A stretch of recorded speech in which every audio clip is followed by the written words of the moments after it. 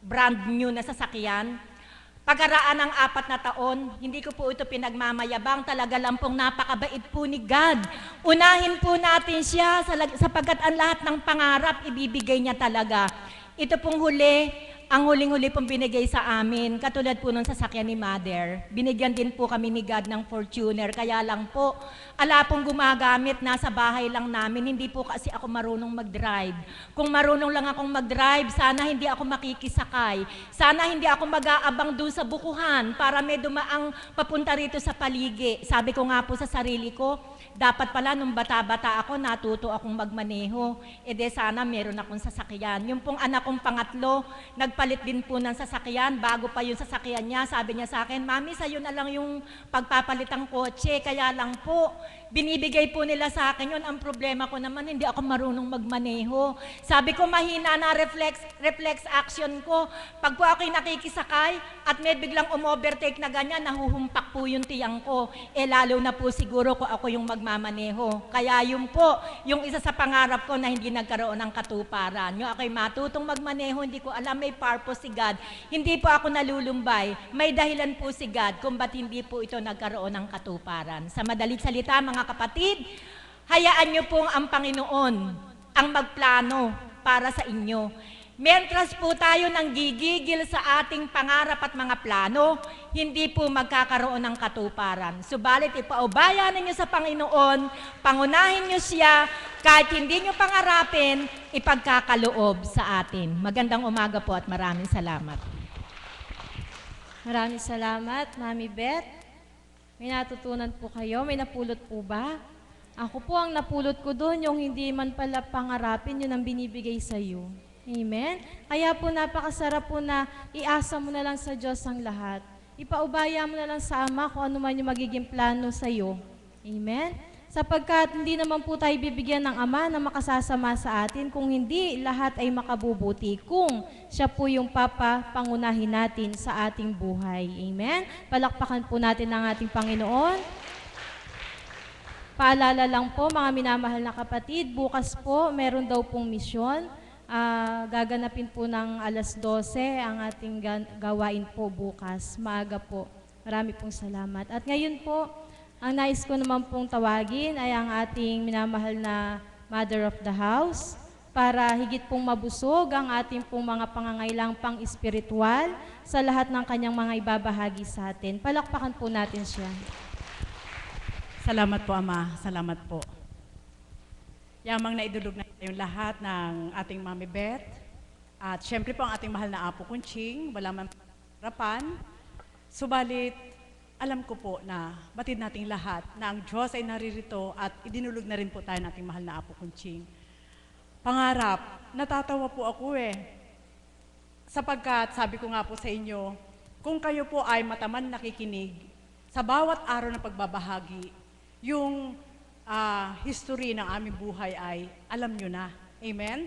Hindi na kailangan magtanong kayo sa iba para magsabi sila. Hindi kami kilala ng iba. Kaya mismo kami ang nagpapakilala po sa inyo. Buhay po ba ang Diyos? Natawa po ako sa tema ngayon sapagkat totoo po yun, ang pangarap ay walang tax.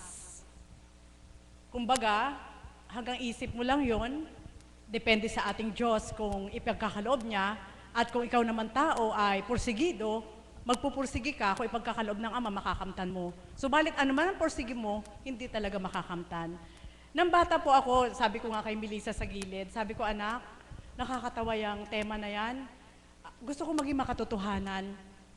Nang maliit po ako, siyempre may edad na po kami, siguro mga high school, first year high school po ako. Marami po sa lugar namin na nakakapag-asawa ng foreigner. Pero pag tinatanong ko po sa aking nanay, bakit ganun? Bakit yung mga foreigner na yon, ang papangit naman ng mga babae? Bakit nagugustuhan sila ng mga foreigner? Ganun po. Siyempre, doon sa probinsya, ganun po Di ang sagot naman po ng nanay ko ay, yun gusto ng foreigner, yung mga pangit. Kasi, hindi sila papalitan. Ganun po yung salita ng mga matatanda nung araw. So, sa edad po na first year high school, nangarap po ako sa puso ko. Sa akin lang, sa aking sarili na kapag lumaki ako, gusto ko ang mapapangasawa ko, foreigner. Dahil yung lugar sa amin, marami mga foreigner na pumupunta doon, sa Romblon po, sa Tablas. Ngayon po, may isa po ako nakita na foreigner na ang pangit po ng kanyang asawa. Parang duling po, tapos mahabang buhok. Kaya ako pa nakikita. Di ba po? Gusto ko maging makatotohanan. So pag kami magkakaibigan, kapag nakikita po namin yon, nagsasabi po kami na, naku, mas maganda pa ako dun. Siguro baka paglaki ko, foreigner yung mapapangasawa ko. Ano po? Hanggang doon lang po natapos yon, hanggang second year high school, third year, hanggang fourth year po. Ang sabi ng nanay ko ito, patayin mo na yung pangarap mo na makapag-asawa ka ng foreigner, sabi ng nanay ko. Bakit? Bakit, Nay? Kasi ka nakakapag-asawa po sila ng ganun, na foreigner, di ba nung araw, yung sa Clark, andyan pa yung military ng US. So sila po yung mga ganun po sa Olongapo. Sabi ng nanay ko, patayin mo na yon sapagkat kaya sila nakakapag-asawa ng ganyan, ganito doon sila nagtatrabaho. Sabi ko, ano kayang trabaho nila doon? Bakit mabilis sila makakuha ng mapapangasawang foreigner? Yun po yung tanong ko. So tanong na, inosente. Nang time po na yon, so nawala na po yun, namatay na po yun, yung pangarap na yun. Ano po? Eto na po. Nung magkakalis na po kami, 1 taon lang po ang pagitan ng ate ko. Ang sabi ng nanay ko ito, ang ate mo ay sa Maynila mag-aaral. Ikaw naman dito lang sa probinsya. So nagkaroon ng diskriminasyon po. Bakit naman paghihiwalayin mo pa kami, 1 taon lang yung pagitan namin? Ang sabi ng ate ko ganito, mauuna ako dun sa Maynila, kapag ikaw naman na nag-college, kukuhanin kita. So nangarap po ako na makapunta ng Maynila. Hindi po yun natuloy. Nasunod pa rin ang magulang ko na hindi daw nila kaya na mag-aral ng 2 sa Maynila, kailangan ng isa sa probinsya. So sa probinsya po ako nag-aral hanggang second year college po. Eto na po doon na po naganap. May natigaw, ayaw ng tatay ko. Baybayin niyo po ha, baybayin niyo po yung kaganapan sa buhay ko na ang paglilingkod ko sa dakong ito at paglilingkod ko sa Diyos, hindi ko pinangarap kagaya ng sabi ni Mami Beth. Subalit at the end, nang ako'y andito na, nahimay ko lahat yan. Ipa-flashback talaga, kailangan mag-flashback para makita mo anong plano ng Diyos sa'yo, anong naging plano ng Diyos sa'yo. At nang dumating na nga po yung punto na tuwing dapit hapon, nandun lang po ako sa dagat. Ito po yung bahay namin, yan lang po yung dagat. Yan, bukid na yan, dagat na sa amin. Pagdating ng sunset, andun ako sa paghampas ng alon, nangangarap po ako na, sabi nila, ang Maynila daw po ay yung liwanag nakikita dun sa lugar namin, yun daw po yung Maynila. Ang sabi ko naman, balang araw makakarating ako sa Maynila. So, malabo na ako ipapuntahin ng aking magulang dahil ang ate ko hindi pa tapos. Eto na po, yun nga po, naganap na may naligaw. So, inilayo po ako. Inilayo ako ng aking parents doon sa manliligaw sa papa ng anak ko. Sinundan po ako ngayon ng Maynila. At doon na nga po naganap ang nangyari sa akin. So, although alam nyo na po yun, yung kaganapan na yun, eto na po yung kaukulan kaya binabaybay ko sa inyo, hindi talaga pinahintulot ng Panginoon na ako'y mag-asawa. Amen? At alam ko, ang paglilingkod ko sa Kanya, hindi ako nangarap ang Diyos. Buhay po ba ang Diyos? Amen po ba yun? Opo. Sapagkat ang layo ko Ang layo, napakalayo ko para makarating ako sa dakong ito. Nang naganap na po sa akin yun, at sa institusyon, nakalabas, isa sa mga tsahin ko po ay supervisor ng isang hotel sa may Vito Cruz. Yun po, naranasan ko po na pumasok doon, 7 years po ako sa housekeeping department po kami, na nung nag-resign ng tsahin ko, parang inilagay na parang body-body po, andun sa taas, asikaso ng mga rooms, lahat-lahat. At syempre po, 24 hours bukasyon. So nangarap ako, muli, bumalik yung pangarap ko na makakapag-asawa ako ng foreigner. Ano po? Sapagkat, syempre hotel na po yung pinagtatrabahoan ko. Subalit alam niyo po ba, noong mga time na yun, syempre may anak na ako noon. At the age of 21 na, nagtrabaho ako sa hotel. May anak na po ako noon. So nakita ko po na mga naka-check-in doon, puro foreigner din. At nag-umpisa po akong mangarap uli na makapag-asawa ng foreigner. Sa isip ko lang, subalit hindi po talaga binigyan ng katugunan. Hindi. Sapagkat, siyempre po, bilang isang single parent, alangan namang hindi mo kilala, sasabihin mo na, yun, may anak ka, hindi. Siyempre, single ka, nag-apply. So, may nagkaroon ng pagkakataon na parang naligaw at nangarap pa nagplano siya na eto parang inaakit na sumama ka lang sa akin, sabi niya, may bahay na ako sa Pasig, ganito, ganito. So, nagdalawang isip ako, kung ako mag-aasawa, pag tinitingnan ko itong tao na to, hindi naman foreigner, Pilipino, at isa pa, ayaw ko kasi pangit. Buhay mo ba ang Diyos? Opo, basta gusto ko lang po noon, gusto ko maganda yung mukha, mataas, maganda ang mukha. Yun po yung pangarap ko. Hindi pa rin nagkaroon ng katuparan. Hanggang dumating nga po yung punto na namatay na sa isip ko na mag-asawa.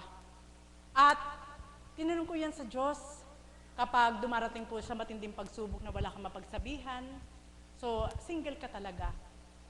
Hanggang nung dumating po yung punto na ayan po, magkakilala na kapatid na Pearl, ni kapatid na Marie. Si kapatid na Marie, architect po siya sa Saipan, so US territory po yon. At si kapatid na Pearl, pumunta na rin po ng Saipan. So nangarap ako ngayon na pumunta ngayon sa kanila. Ginawa ng paraan ni kapatid na Marie at ni kapatid na Pearl na kahit mag-DH ako doon, makarating lang ako doon sa pinuntahan nila. Noong mga year 1991, 92, noong mga time po na yan, hanggang 93, nasa Saipan po yan sila. Si kapatid na Marie, sabi ni kapatid na Pearl, pag nakarating ka dito, madali ka dala. Si kapatid na Marie, maganda trabaho kasi nag-architect po siya doon. Tapos, si kapatid na Pearl naman, nasa security po. Kung maganda trabaho din nila. Sabi ko, kuhanin niyo ako, kahit DH lang ako dyan, pwede na ako dyan. So, inasikaso po nila yung papel ko hanggang nag-medical at ready to go na. Alam niyo po, last hour, nag-ban ngayon sa Saipan na hindi na pwede yung DH. So, hindi ako nakarating. Buhay po ba ang Diyos? Hindi pa rin ako nakarating nung time po na yon. Kaya, kapag hinimay ko po lahat, hindi ko akalain na ako'y maglilingkod sa oras na ito. At, nung mga time po na yon, talagang no chance, wala nang chance para maghanap. Nangangarap ka, makapag-asawa, sapagkat syempre po, produkto po ako ng api, ng kaapihan ng tao, ano po. So sa isa sa pangarap ko rin gusto ko makaganti. Noong mga time po na yon, sabi ko makaganti lang ako, makabangon lang ako, babalik ako dyan. Ganun po, yung mga time na yon. So balit, salamat sa Ama, sapagkat sadyang iningatan ako ng Diyos. Amen? Iningatan po niya ako na hindi magkaroon ng katotohanan yung sinabi doon sa amin, na kagaya nangyari ni Beth na ayaw ipangasawa yung kabiyak ng puso niya. Ang sa akin naman, nung ako'y lumisan sa lugar namin, ito po yung sabi ng mga tao sa amin. Naku, yung batang yan, babalik yan sa lugar natin, ang daming anak sa iba't ibang. Yun po yung sabi. So, yun po yung sabi sa akin, hinusgahan po ako, subalit, buhay ang Diyos. Narinig niya, kaya hindi naganap. Buhay mo ba ang Diyos? Kaya lahat ng pangarap ko sa isip ko, na dapat ay magaganap yung sinabi nila, hinadlangan ng Diyos. Amen? Hanggang yun nga, nakilala ko po ang magkapatid, si kapatid na Pearl, si kapatid na Marie, at sa kanila na po ako nanahan, dito sa Bulacan. Nangadyan ako sa Bulacan, marami rin pong pagdalisay. Kasi wala po sila eh. Iniwan po nila ako dyan sa magulang nila. At dyan po na po ako tumagal. Hanggang, siyempre po, maraming pagdalisay, pakikibaka, lahat-lahat. Ang sabi ko sa aking sarili, wala na ba itong katapusan? Bakit saan man dako ako tumungo?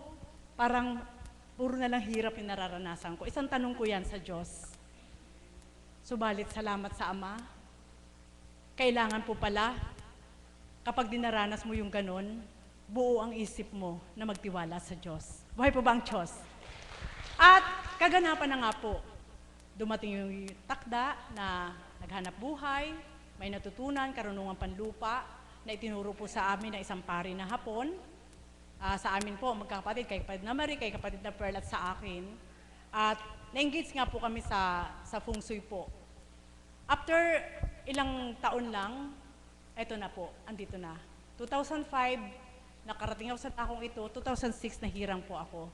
Mga kapatid, yung kaganapan po na yun ay, kapag aking binabalik tanaw na isang pangarap sa isip ko, yung paglilingkod ko ngayon, hindi ako ang nangarap. Amen? Baybayin niyo po. Sa layo ng aking pinagmulan, sa maraming pagsubok na aking dinanas, hindi ako nangarap para maglingkod, kundi ang Diyos. Buhay po ba ang Diyos? At nakita ko po yung katotohanan na kailangan gawin ko na yung best. Sapagkat pinadana sa akin na maglingkod sa tao, hindi galak ang ibinalik sa akin, lungkot. Pinadana sa akin ang may maganap sa akin, lungkot din. So nakita ng Ama, in spite na gumawa ka ng mabuti sa mundo ng tao, ang in return is lungkot pa rin. Kaya alam ko yun na nakita ng Ama, na ang sabi ng Ama, anak, yamang ikaw ay tapos na sa mundo ng tao, ng paglilingkod, ako naman yung paglingkuran mo. Kaya alam ko po, ang pagtungo ko sa dakong ito, ang paghakbang ko sa dakong ito, hindi ako bilang taong nangarap, kundi ang Diyos. Buhay po ba ang Diyos? Kaya eto po ngayon, gagawin ko na yung best. Yun yung nalagay ko po sa puso ko. Sapagkat hindi niya pinahintulot na makapag-asawa ko kasi alam niya ayaw ko ng pangit. Salamat sa Ama, sapagkat ang gwapo ni God. Alam niya, sa Kanya ako mapupunta. Amen po ba yun? Buhay po ba ang Diyos? Opo, ng mga panahon po na yon. At salamat din, sapagkat hindi ko po pinagsisihan yung nangyari sa akin. May isa po akong anak, at sa awa ng Diyos, although nung maliit siya, ang sabi sa kanya ng mga tao ay, pag nakikita yung anak ko, ano yan, ang itim-itim, ulik ba, ganyan, ang pangit. Sabi, ganun na po. Subalit, salamat sa Ama, dahil ang Diyos ang may gusto ng lahat ng magaganap sa buhay ko. Ayun, yung aking anak, lumaki po na malusog, at ipinagmamalaki ko po kasi napakabait po niyang bata. Yun po yung simpleng pangarap na binigyan ng katuparan sa dakong ito. Kaming mag-ina, binigyan kami ng tamang tao, si kapatid na Pearl, ang pamilya nila kapatid na Marie, upang hindi po ako mapariwara. Amen? At sabi ko nga, pag nag-iisa, magbibiro pa ako, bakit ganon? Sabi ko, yung mga pinsa namin, sa side ng tatay ko, nakapag-asawa ng mga foreigner. Samantalang hindi naman sila ganun kagandahan. Ano po, joke lang. Pero bakit ako hindi binigyan? Ganun po, nakikita ko po yun. Subalit, walang pagsisisi sapagkat sadyang itinalaga ako ng Diyos na para sa Kanya. Buhay po ba ang Diyos? At eto po ngayon, namatay na lahat ng pangarap na yon dahil pinadanas ng Ama na sa mundo ng tao, wala kang kalalagyan na mabuti. Amen? Kahit anong ganda ang gagawin mo, lalabas at lalabas yung naturalesa ng mundo. Amen? Matutukso ka, kapag natukso ka, magiging masama ka. So, nakita yun ni God na yun ang magaganap. Kaya, dito sa dakong ito, na-submit ko po yung aking sarili. Nag-yes, I do po ako kay God sa dakong ito, sa pamamagitan ating mahal na Apo Kunching. At nang nagpakilala na po siya sa akin, eto na po ngayon, ang pangarap ko na lang ay gawin yung best para kay God. Amen? Sapagkat isa na ipinaliwanag po niya sa aking isip at kalooban, hindi ko takda na yung mga pangarap na yon sa mundo ng tao ay aking kamtin. Subalit hindi rin pinapatay ng Diyos yung pangarap na yon sapagkat mayroon pa akong anak na magiging successor doon sa mga pangarap ko na hindi natupad sa akin. Buhay po ba ang Diyos? Kaya ngayon po, ang senaryo namin ako yung nakaprenda, siya yung naka-benepisyo. Amen? Yun po ngayon, ang pangarap namin mag-ina. Ang sabi ko sa kanya, anak, sabay tayong magdasal. Maging matapat ka sa Diyos, magiging matapat ako sa Diyos. Kung ako lang magiging matapat sa Diyos at ikaw ay magbabara-bara lang, mabibigo ka. Hindi kita pwedeng sagutin. So pinaliliwanag ko po yun sa aking anak. Sapagkat ayoko makimprente siya na ang mama ko naglilingkod, wala pong padrino pagdating kay God. Amen? Walang padrino. Kaya, yung pangarap ko noon na hindi nagkaroon ng katuparan, umaasa ako na ipagkakaloob ng Diyos sa aking anak. Buhay po ba ang Diyos? Mga kapatid, sa ngayon po, tama po, ang pangarap ko na lang, magawa ko yung best para kay God. Sapagkat, ang buhay natin ay pahiram, alam na natin yon. Ang buhay natin ay pautang, alam natin yon. So pagdating ng takda, sigurado may maniningil. Amen? So wala tayong ibabalik na anumang material kung ano nakamta natin sa lupa. Kundi, ang pangarap ko ngayon ay makapaglingkod sa Kanya ayon sa Kanyang kalooban at maging kalugod-lugod sa Kanyang pananaw. Amen po ba yun? Buhay po ba ang Diyos? At the end, kung dumating man yung takda ko, Sabi ko nga, kahit nasa loob lang ako ng gate, hindi man ako makapasok sa loob ng room, sa loob lang ng kaharian, sa may gate, sa loob, sa kapaloob lang ako sa gate, okay na sa akin. Kahit doon ako sa hardin, nakaupo lang doon, okay na sa akin. Kaya yun po yung pinapangarap ko, simpleng pangarap. At salamat sa Ama sapagkat kung paano pong pinahintulot niya na yung mga pangarap na yun ay hindi nagkaroon ng parang bilang ako ang tutupad. Lahat ng dumaan sa isip ko na gusto ko, ibinigay sa akin ng Diyos. Amen po ba yun? Buhay po ba ang Diyos? Walang kahirap-hirap na, sabi nga ni Mami Beth at ng mga kapatid kong nagbahagi, unahin mo ang Diyos at ibibigay niya lahat sa iyo. Totoo po yun. Sa bahay, nangarap lang ako na sinlaki na ang kulungan ng baboy. Basta may CR lang, okay na. Sa sasakyan, sabi ko nga, nagkaroon kami ng segunda mano na motor at nang malagyan po ng sidecar na segunda mano, hindi na ako nakatulog. Tuwang-tuwa na po ako noon. Sabi ko, may sasakyan na tayo. Yay! Yay! May sasakyan na tayo. Hindi ako makatulog. May sasakyan na kami.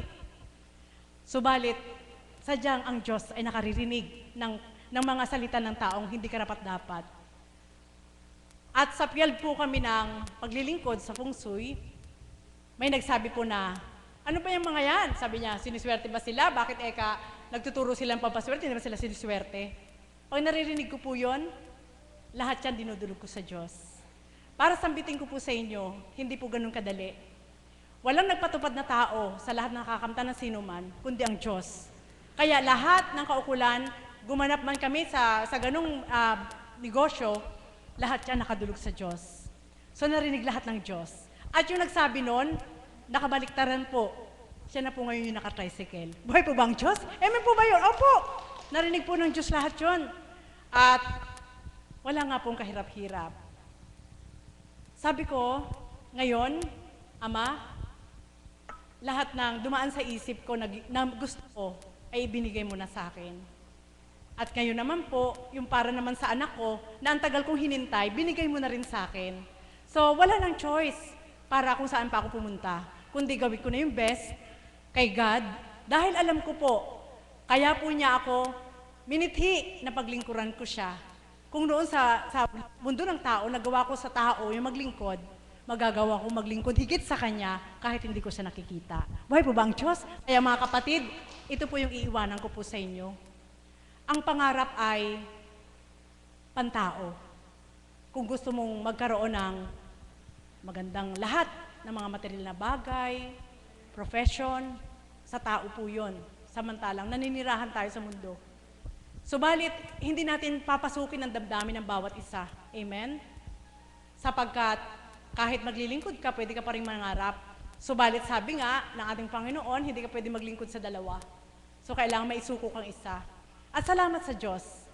Sa pagpuko sa Kanya, na wala man ang lahat, isinaayos po niya bago maibigay ang lahat para sa Kanya. Amen? Buhay po ba ang Diyos? Salamat sa Ama, sapagkat masarap palang nauuna yung hirap. Amen? Mas masarap nauuna yung hirap.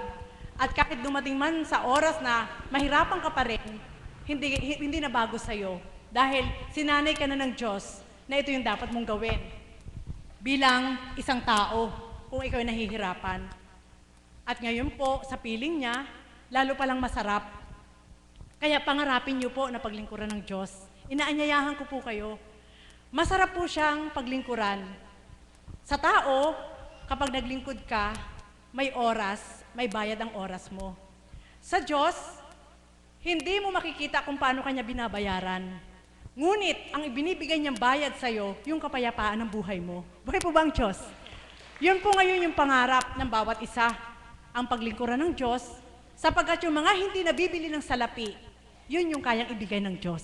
Buhay po ba ang Diyos? Amen po ba yun? Kaya mga kapatid, may mga karamdaman ba kayo? Paglingkuran niyo ang Diyos. Sapagkat alam ko po, panawagan yung mga karamdaman na yan. Para malinang niyo po ano yung plano ng Diyos sa inyo. Amen? Dahil pinauna lang sa atin ng Diyos. Ikaw muna tao, mangarap ka. Sige, sulong. Pero lahat tayo, hindi natin kilala noon ang Diyos ang magbibigay ng pangarap. So balik ngayon po na tinawagan tayo, alam na natin na sa Kanya magmumula lahat. So, mamili po tayo. Ano ang pangarap mo ngayon? Nakilala mo siya. At ito ang iwanan ko sa inyo. Mitiin niyo po na pangarapin ng Diyos. Masarap po siya nakapiling. Masarap siyang magbigay. Walang kondisyon siya kung magmahal. Ibigay mo lang ng buong-buo ang puso mo, kagaya sa dahong ito, sa pamamagitan ating mahal na Apo Kunching. Kung naririnig niyo po sa bawat pahayag ng Banal na Espiritu, ang mahal na Apo hindi rin po nangarap na ito ang magaganap. Subalit dahil ang Diyos ang kanyang pinaglilingkuran, naganap po lahat ito. Pinadala ng Diyos ang lahat ng marapat at kailangan at nabuo. Amen? So, sa madaling salita, kami pong mga lingkod, tayo maglilingkod sa Diyos. Ano man yung hindi natin nakamtan sa mundo ng tao, maibibigay pa rin ng ating Panginoon sa atin ayon sa kanyang kalooban. Buhay po ba ang Diyos? Kaya mga kapatid, nawa po, yamang nagpakilala ng Diyos sa ating lahat. Ano man ang pangarap natin ngayon, mas mithiin po natin na siya'y paglingkuran. Number 1, mithiin po natin na siya'y paglingkuran. Sapagkat ang paglilingkod sa ating Panginoon ay paglilingkod na walang kalugihan, walang talo, kundi bawat araw, tutubo ka, kikita ka, at may gagabay pa sa'yo. Muli, magandang umaga at maraming salamat. Maraming salamat, Mami, sa iyong magandang ibinahagi. Ang tumanim po sa akin doon, yung hindi man po pinangarap na maging lingkod ng Diyos, pero bakit po naganap? Amen? Kasi po parang naging kahalintulad din po ng damdamin ko yun, hindi ko rin po pinangarap na maging lingkod po ng Panginoon sapagkat para sa akin mahirap po eh. Mahirap pong magbanal-banalan, di po ba? Dahil sabi nga po ng Banal na Espiritu, sa katawan ng mahal na Apo Kunching, kilala mo ang sarili mo. Amen? Kaya po tayong lahat, kilala natin ang sarili natin, pero nang dahil mahal nga po tayo ng Diyos, kahit may sala pa tayo, hindi na po niya yung pinagmasdan. Kung hindi, ang espesyal sa iyo, yun ang kanyang nakikita. Buhay po ba ang Diyos? Ngayon po, tatawagin ko naman ang ating mahal na kapatid na Dory Guevara. Palakpakan po natin ang buhay ng Diyos para sa kanyang katauhan.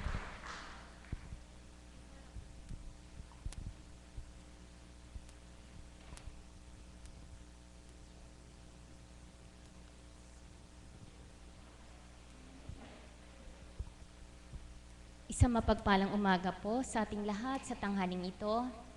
Tulad nga po ng mga ibinahagi ng mga kapatid ko, sino nga po ba yung walang pangarap? Sino nga po ba yung hindi nangarap? Di po ba? Lahat tayo ay nangarap at may pinangarap. Subalit di lahat ng ating mga pinangarap ay nakamtan natin. Amen po ba? Sa dating buhay ko po noong una, pangarap ko makapagtapos, makapaghanap buhay, at magkaroon ng pamilya. Salamat sa Ama, sa kalooban niya, naganap naman po yun. Nung ako po ay kakapamilya na, sa totoo lang po, hindi po yung kabiyak ko ang pinangarap ko. Subalit sabi ko nga po, akala mo yung pangarap mo makabubuti sa'yo. Akala mo yun ang magiging maganda para sa'yo. Hindi po pala. Kahit hindi mo pangarap yun, kung ibinigay sa'yo, yun po pala ang mas higit na magiging mabuti para sa'yo.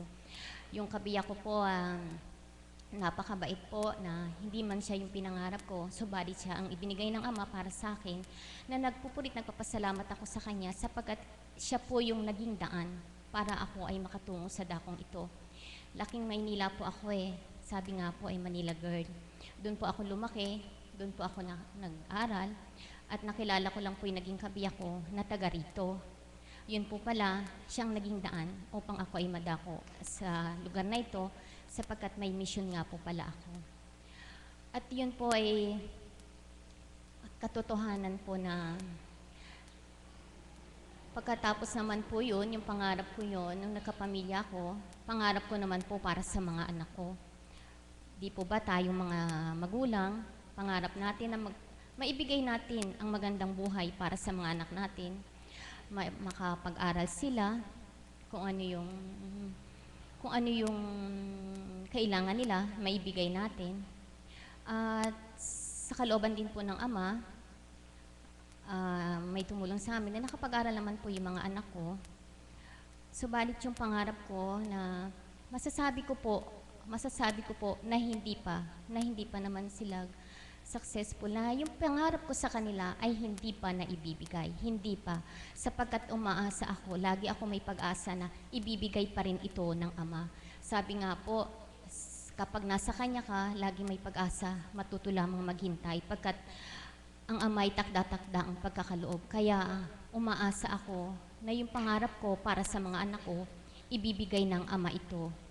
Sabi nga po, ang pangarap mo nun, puro dito sa mundong ito, kung paano nga magkaroon ng mabuting buhay. Katotohanan po, katulad ng mga kapatid ko, hindi ko rin po pinangarap na maglingkod. Sapagkat di ko nga po alam kung paano maglingkod sa Kanya. Hindi ko alam kung, subalit sabi nga po, kung minsan yung pangarap na hindi mo pinapangarap, ay ibibigay sa'yo. At yung ibinigay na ito na pinagkaloob ng Ama, na maging lingkod sa dakong ito, napakasarap po pala. Yun nga po ang sinasabi ko na kahit hindi mo pinangarap, kapag ibinigay sa'yo, nakamtan mo, mas higit po palang masarap. Di po ba? Sapagkat hindi mo inaasahan. Mahirap po ang maglingkod sa katotohanan po. Subalit, kapag talagang tumanggap ka sa Kanya, siya ang pinanguna mo sa puso mo, magiging magaan po. Sapagkat hindi naman, yung paglilingkod po namin, hindi naman po kami bilang katauhan. Kundi ginagamit lamang po ang mga katauhan namin. Sapagkat kung hindi po sa Kanya, hindi kami makagaganap. Kaya papurit pasasalamat sa Ama, sa bawat pangarap namin ngayon, bilang lingkod sa dakong ito, ang pangarap ko po, makatalim at makatugon sa bawat atas at panawagan ng Ama ng ayon sa kalooban niya. Pagkat ang pangarap ko, alam kong hindi lamang po ako, lahat tayong nakadamat nakakilala sa Kanya, pangarap natin magkaroon ng buhay na walang hanggan sa piling ng Ama. Amen po ba? At yun po ang minimithi ng bawat lingkod. Alam kong hindi lamang po mga lingkod, kayo rin pong naakay sa dakong ito. Yun po ang pinagsisikapan, pinagsusumakitan natin. Nakamtin ang pangarap na to, yung buhay na walang hanggan na ipinangako ng Ama sa atin.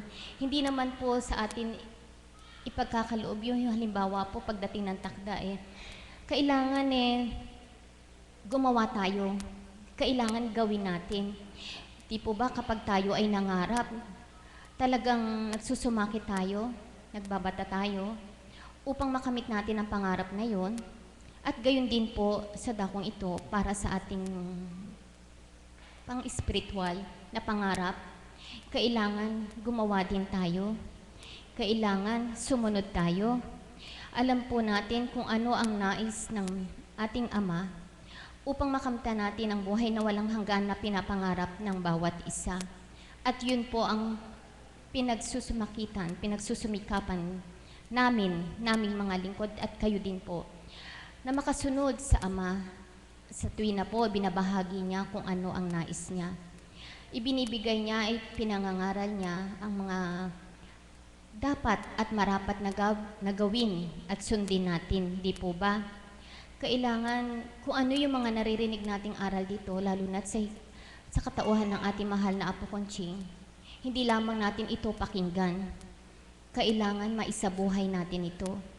Hindi lamang natin ito kailangan tanim sa ating isip at puso. Ipakita natin na tayo ay may natututunan sa dakong ito at pilit nating pinagsusumakitan na maisabuhay ito pagkat yun po ang mahalaga ang makita sa gawa. Sapagkat sa dakong ito, patuloy na inaakay tayo, inaapuhap ng Ama, ibinibigay niya ang marapat para sa atin. Kaya kung ano man ang mga pangarap natin, alam ko marami nangangarap dito. Kaya lamang po, katulad po ng mga may karamdaman dito, ang nais nyo makamtan ng kagalingan, hindi po ba? Matuto lamang po tayong magbata, maghintay, sapagkat sa totoo lang po, ano po ba ugali ng tao? Kapag miniti niya, gusto agad-agad ay ibigay. Ayaw nila na nagsasakripisyo, ayaw nila na nagbabata. Subalit ito po ang dapat, kung ano ang hinihingi natin, ano bang minimithi natin, ano bang pinapangarap natin. Kailangan magsumakit tayo, kailangan pagbatahan natin ito, upang ito ay tuwirang kamtin natin. Di po ba ang sabi nga po, kapag ito ay nakamtan mo, yung pinaghihirapan mo ito, mas higit na masarap sa pakiramdam mo. Di po ba? Mas higit na galak ang nararamdaman mo. Kaya mga kapatid, yaman tayo ay naririto, lahat tayo may hinihiling, may hinihingi, may pinapangarap. Ilagak natin lahat sa Ama ito. Sabi nga po, huwag tayong magdumali. At huwag nating pilitin sa bilang katauhan natin, kundi sa Ama'y ilagak ito. Sapagkat kung ito'y kalooban niya, ibibigay niyang tuwiran nito. Kaya matuto lamang tayong maghintay. Ang paghihintay ay isang pagbabata. Huwag tayong magdumali sapagkat sabi nga po, sa pagdudumali, laging kuminsan sabi nga, salitang tao, laging napapalpak. Subalit kung matututo kang maghintay sa takda na kalooban ng Ama, mas higit na tagumpay at kagalakan ng tuwirang kakamtin. At ito nga po, ang tulad ng tinuran ko, ang isa sa mga pangarap ko na ngayon sa buhay ko ay ang makasunod sa Kanya, sa ating Ama, upang kamtin ang buhay na walang hanggan, hindi lamang ako, ang mga mahal sa buhay ko, gayon din tayong lahat. Pangarap po namin na kung ano ang nararamdaman namin, kung ano ang nakamta namin, naway ganun din kayo mga kapatid ko, upang walang masayang at walang nasayang sa bawat pagtungo nyo sa dakong ito. Halina mga mahal ko, pangarap nyo ilagak sa Ama ito, kung kalooban niya ito, at sa kabubuti ninyo, tuwirang ipagkakaloob na totoo. Matuto lamang maghintay ang bawat isa sa inyo. Ama'y nasisilayan, kayo mga mahal ko. Kaya halina kayo mga mahal ko. Ama'y itanim sa puso nyo, mararamdaman nyo kung paano wagas na pagmamahal nito. Pangarap na makakamtan nyo, buhay na walang hanggan ito. Sa piling ng Ama nyo, ito ang pangako sa inyo. Muli mga minamahal ko, isang mapagpalang umaga po sa tanghaling ito. Marami pong salamat, mahal na kapatid. At ngayon naman po, ang aking susunod na tatawagin ay ang aking pong shepherd, si kapatid na Rowena. Palakpakan po natin ang buhay na Diyos kay kapatid na Rowena.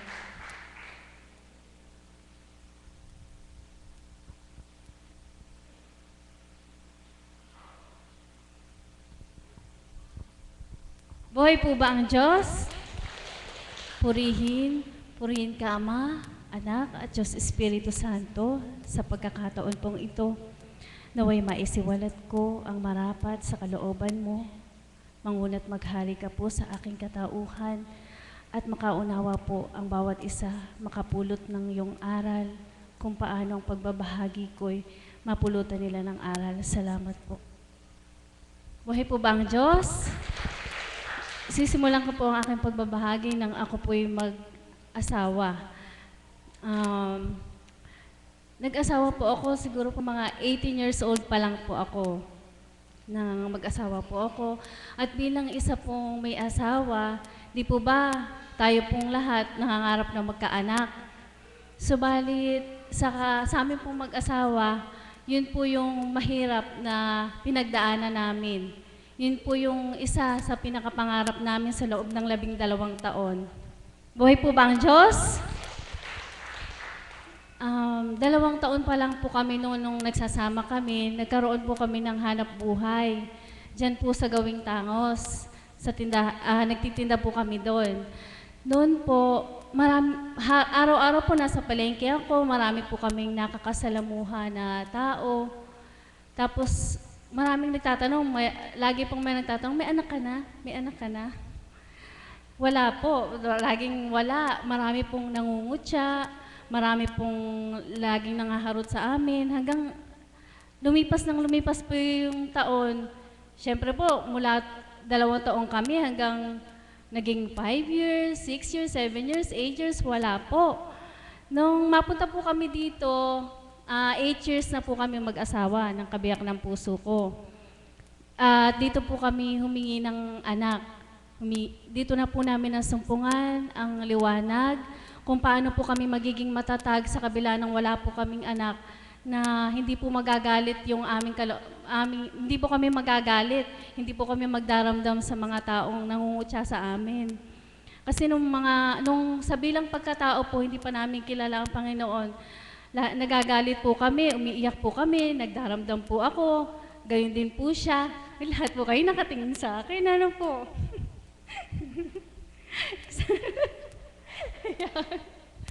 Ayun po, nagkaroon po kami ng liwanag na mula sa Ama kung paano po namin tatanggapin kung ano po yung kalooban niya para sa amin. Sa kabila po nun, sa bawat araw po, nagiging abala po kami sa aming hanap buhay, kung ano-ano po yung hanap buhay na amin pong pinasok. Subalit, iba pa rin po talaga kapag ka nasa Panginoon ka, may kontento. Kahit na isa lang po, magiging kontento ka na kung ano po ang kalooban ng Diyos. Nung mga panahon po na yon, 8 taon po kaming nagsasama nang napunta po kami dito. Subalit ganun pa man po, may mga pagdalisay pa rin po sa amin at hindi po agad-agad nag-aanak din po kami. Lumipas pa po yung ilang taon. Subalit sa mga taong nakakasalamuhan namin, nakakaharap namin, kahit po magtanong na sila noon na, bakit wala ka pang anak, ganyan, kung ano po sinasabi. Hindi na po kami nagdaramdam, hindi na po kami nagagalit. Bagus po, nakontento na po kami kung ano po ang kalooban ng Ama. Hanggang sa isang araw nga po, binigyan at pinagkalooban na po kami ng Ama. Buhay po ba ang Diyos? Na lumilipas po ang panahon, siyempre po bilang isang pamilya, mag-asawa, nangangarap po tayo magkaroon ng sarili nating bahay. Yun po sa patnubay ng Ama, ibinigay po niya sa pamamagitan po ng mga anghel na ginamit po niya para sa amin. Karampot man po yung halaga na amin pong natipon sa kalooban ng Ama, na pangarap po namin nun kahit na maliit lang, kahit na basta matitira lang namin. Kasi po, 10 years po kami mahigit na nangupahan lang po ng apartment. Tapos po, pinagkaloob naman po ng Ama na bigyan po kami ng sarili namin tahanan. Sabi namin noon, nangangarap kami kahit na wala pang bintana, basta kasi po karampot lang po yung pera namin noon. Kahit na wrap lang, basta matitira natin, hindi na tayo uupa. Subalit napakadakila po ng Ama. Sa kalooban niya po, hindi po namin akalain na mapapipinturahan pa po namin yung loob. Kahit na po hindi man po siya nakatiles pa nung mga panahon na yon. Subalit, higit pa sa inaasahan yung ipinagkaloob niya. Ganun po kabuti ang Ama. Amen po ba? Kahit po hindi tayo humiling na ganun, ganyan. Subalit binibigay po niya hanggang sa nagkaroon po kami ng tahanan. May pangitain nga po kay Mami, nakadungo po kami sa bintana, yung kabiyak ng puso ko, na kasunod na nga daw po yun, anak. Yun nga po, naganap po yun. Nagkaroon po kami ng anak. Pagkaraan po nun, pinagkaloob naman po ng Ama na magkaroon po kami ng isang sasakyan. Dati po, ang pangarap lang namin kahit sasakyan lang na second hand. Subalit, ibinigay naman po niya. Brand new pa. Kaya po rin po ang Ama sa kalooban po niya. Hindi man po humiling ang mga anak niya. Subalit sa pagtitiwala na lahat ng ibibigay pagkakaloob ng Ama, yung makabubuti para sa amin o sa ating pong lahat, manatili lamang po tayo sa kung ano po yung nasa atin. Maluwag po sa ating puso na hindi tayo mahihirapan sa mga pangarap nating abutin, kundi ang Ama ang magbibigay ng ating mga, sa isip lamang natin, hindi man sambitin ang ating mga labi, batid po ng Ama kung ano po yung marapat sa kalooban niya. Amen po ba? Kaya po sa ating pong lahat, patuloy lang po tayong mangarap, subalit huwag tayong magdamdam kung hindi po muna natin agad nakakamtan yung mga pangarap natin sa buhay. Sapagkat ang Ama po, sa tamang takda at panahon, ipagkakaloob niya po yon nang hindi natin namamalayan. Amen po? Kaya isang magandang umaga po, nawa po'y minapulot po kayo, na kahit nga karampot sa aking pong pagbabahagi. Maghintay lamang po tayo hanggang kamtin natin ang ating mga pangarap. Maraming salamat po at magandang umaga. Maraming salamat po, mahal na Shepherd, sa iyo pong magandang ibinahagi. Nakabuhay po ng ating mga diwa na meron po tayong pag-asa na makamtan po yung ating mga pinapangarap. Kahit ito po'y pang lupa, pang material, at least po narinig po ng Diyos kung ano man po yung sinasaloob po ng ating mga pangarap. Amen? Mas importante po na ang Diyos po ang kumilos para sa buhay natin. Amen? Kaya po sa umaga pong ito, nais ko naman pong tawagin ang ating kapatid na si Tita Pilar para po makapag-alay po ng awitin. Palakpakan po natin ang buhay na Diyos.